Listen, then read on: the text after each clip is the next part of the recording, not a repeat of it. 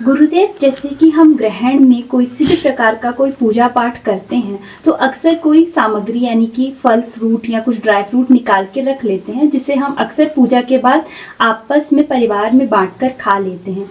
क्या ग्रहण की पूजा करते समय भी हमें इस तरह से कुछ फल फ्रूट या ड्राई फ्रूट्स रखने होंगे?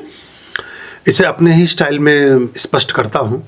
जैसे कि हम किसी युद्ध में गए हैं, हम किसी संघर्ष में और किसी लड़ाई में चले गए हैं और वहाँ बहुत हमने चारों तरफ जो है मारकाट मचाई है, कुछ अपने लिए शुभत्व का उदय। संघर्षों में, युद्धों में जो उसके परिष्कार होते हैं, परिणाम होते हैं, उसमें जो हमें खराब दिखता है वो हमारे हित में होता है, जो सामने वाले को खराब दिखता है वो उसके अहित में होता है। तो हम वहाँ से उस लड़ाई में, उस झगड़े में, उस झंझट में, ऐसे झांसे में, ऐसी परेशानियों में वहाँ रखे गए भोजन, वहाँ लाई गई चीज़ें ग्रहण नहीं करते। लेकिन जब हम किसी मेले में जाते हैं, जब किसी पिकनिक पर जाते हैं, जब किसी तीर्थ यात्रा या किसी पर्यटन यात्रा पर जाते हैं तो वहाँ भोजन भी करते हैं और सारी चीज़ें करते हैं। ग्रहण एक कॉस्मिक जोन में एक अलग तरह का संघात है, एक अलग तरह की समस्या है, एक अलग तरह का संकट है जो ग्रह गोचर इस समय झेल रहे हैं। चंद्रमा पर इस समय ग्रहण है। चंद्रमा मन का कारक है, आपके शरीर का कारक है, आपके तन का कारक है, भगवान शिव के सिर पर विराजित है। तो किसी भी ग्रहण में जो पदार्थ हम अर्पित करते हैं, अगर आपका मन ऐसा करता है कि कुछ चीज़ें आप अर्पित करते हैं, चढ़ाते हैं, तो फिर उनको हम ग्रहण नहीं करते। और देखिए, दोनों ग्रहण हैं, एक ग्राह्य से बना है, एक ग्रहण से बना है। ये ग्रहण का मतलब किसी चीज़ का दूषित हो जाना या किसी चीज़ का संकटग्रस्त होना है, और ग्रहण का मतलब उस चीज़ को प्राप्त करना भी है।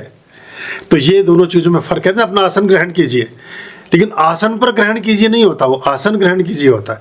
तो ये जो आपने सामान निकाला है या निकालेंगे या करेंगे, वैसे इसमें फल फूल ऐसी चीज़ें नहीं की जाती हैं। फल फूल मतलब फल और दूध और ऐसी चीज़ें, खाद्य पदार्थ, जो ड्राई फ्रूट्स हैं, जो पहले से सूखे हुए मेवे हैं, घर में पैकेट बंद चीज़ें रखी हैं, उन सब पर ग्रहण का दोष नहीं होता।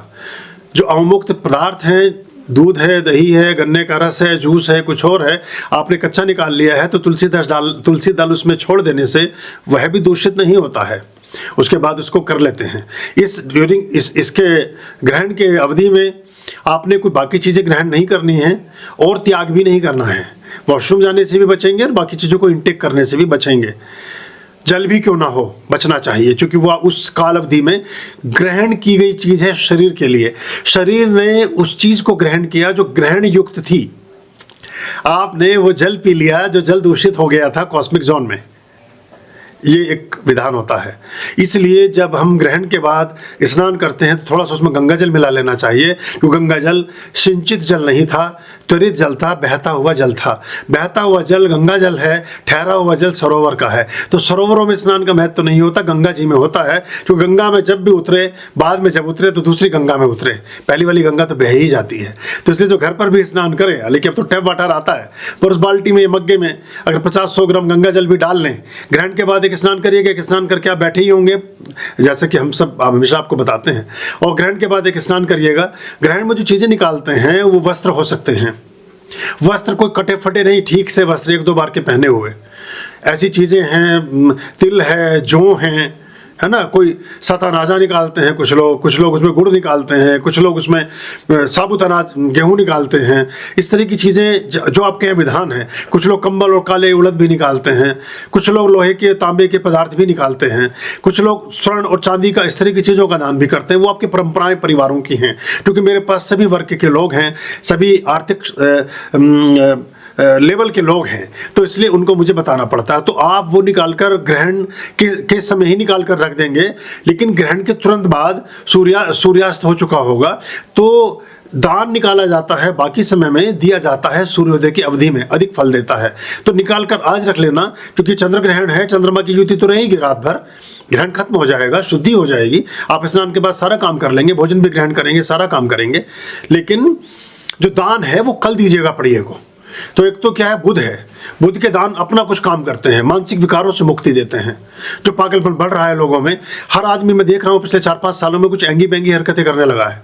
क्योंकि मोबाइल का भी इसमें रोल है, सामाजिक प्रकोप भी है, सोशल मीडिया का भी प्रभाव है, हर समय की फीडिंग भी है, हर समय कोई ना कोई समझा ही रहा है किसी को, और समझ किसी के पास अपनी है नहीं, पर दूसरों को समझा रहा है।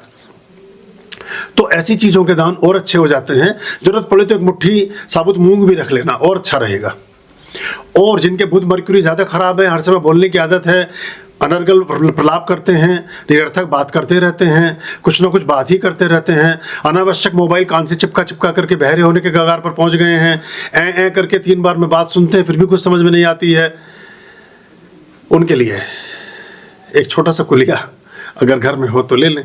वैसे तो अब मेरे पास समय नहीं होता, क्या करूं मैं, जब समय मिलता तो बताता हूँ, अगले ग्रहण में कर लेना। आपको कहेंगे कहाँ से लाए, नहीं हो तो मिट्टी का कोई भी बर्तन हो, उस पर एक छोटा सा पेपर या कोई चीज़ लगा के, सिल्वर फॉइल लगा के बंद कर लेना। वैसे तो विधान क्या है, मिट्टी का कलश, मिट्टी का ही ढक्कन, आटे से बंद करके खाली खाली, ध्यान से सुनना, मिट्टी की कुलिया, कुलिया बोलते हैं छोटे पात्र को, जिसमें 100 ग्राम सामान आ जाता हो, 80 ग्राम 50 ग्राम आ जाता हो, छोटी सी कुलिया मिट्टी की, ढक्कन उस पर मिट्टी का, किनारे उसके आटे से पैक, उसको जल प्रवाह कर देना है, कल आज रखना है घर में।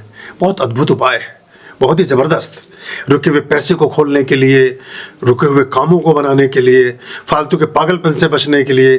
पागलपन अपना तो आप मैनेज कर ही लो, ये जो और है 10 साथ में पागल, और जो साथ में बिल्कुल मानने को तैयार नहीं, क्योंकि आप उन्हें दिख रहे हैं, आप अकेले हैं। गुरुओं के साथ भी ये समस्या होती है, तो ये इससे मुक्ति मिलती है। मुझे लगता है मुझे बड़ा सा घड़ा मुझे भी आज पैक करना चाहिए, पर कोई बात नहीं, चलो तो ठीक है। हाँ जी, और कौन कौन जुड़े हैं, यहाँ तक हम पहुँच गए थे। प्रीतेश का प्रश्न हमने ले लिया था, और आगे गुरु जी आपसे जो गुरु मंत्र मिला बिल्कुल करिए, ग्रहण में बहुत ज़बरदस्त रहेगा। माला के साथ करें, बिना माला, मुक्त मंत्र में कोई नियम लागू नहीं होता, कोई समय लागू नहीं होता।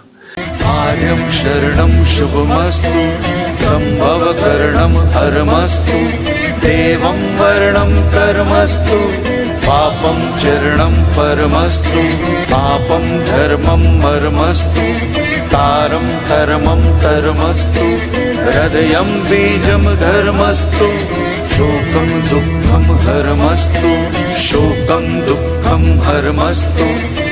आर्यं शरणं शुभमस्तु, संभवकरणं हरमस्तु, देवं वर्णं कर्मस्तु, पापं चरणं परमस्तु, पापं धर्मं मर्मस्तु, तारं धर्मं धर्मस्तु, हृदयं बीजं धर्मस्तु, शोकं दुःखं हरमस्तु, शोकं दुःखं हरमस्तु, पापं धर्मं मर्मस्तु, तारं धर्मं धर्मस्तु, हृदयं बीजं धर्मस्तु, शोकं दुःखं हरमस्तु, शोकं दुःखं हरमस्तु, शोकं दुःखं हरमस्तु, शोकं